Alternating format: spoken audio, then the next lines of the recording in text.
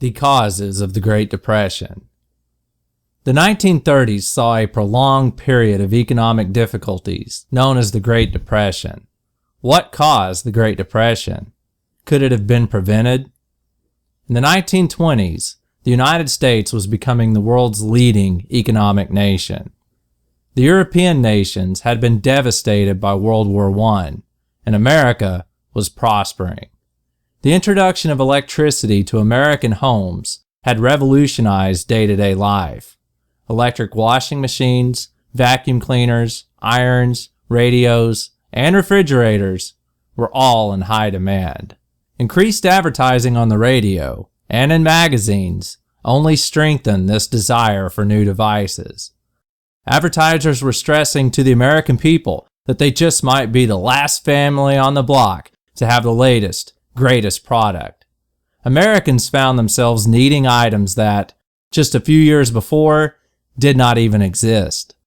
Unfortunately for consumers, many of these items were far too expensive for the average person to buy. A family might have to save for years to purchase a washing machine or an automobile.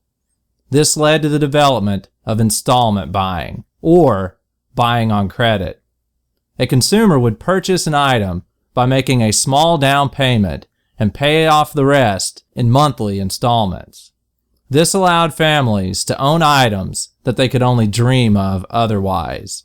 Consumers weren't the only ones buying on installment. This same method of purchasing was being used in the stock market. Investors would purchase stocks from a broker, paying as little as 10% of the stock's price. As long as the stock price continued to rise, they could pay off the balance with little difficulty. The stock itself would serve as collateral, meaning if the stock price fell, they would lose the stock and still have to pay off the loan. This method of purchasing was known as buying on margin. In the 1920s, more and more people were turning to the stock market as a method of making fast income.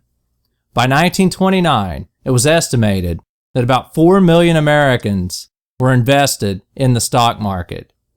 Many of these inexperienced investors were also engaging in speculation. This meant they were gambling financially with high-risk stocks.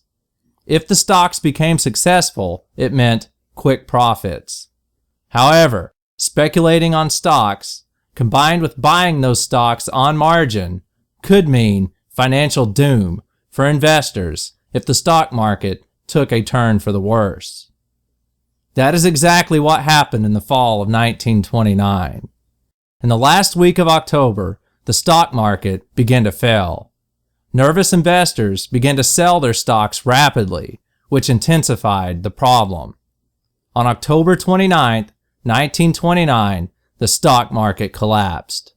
This day is remembered as Black Tuesday. Banks were crippled by the stock market crash. In all, 641 banks closed by the end of 1929. More than 5,000 would close in the next several years. Many banks might have survived, but with so many closing, Americans panicked. They rushed to their own bank to withdraw their money, fearing it was about to shut down. This is known as a run on the bank.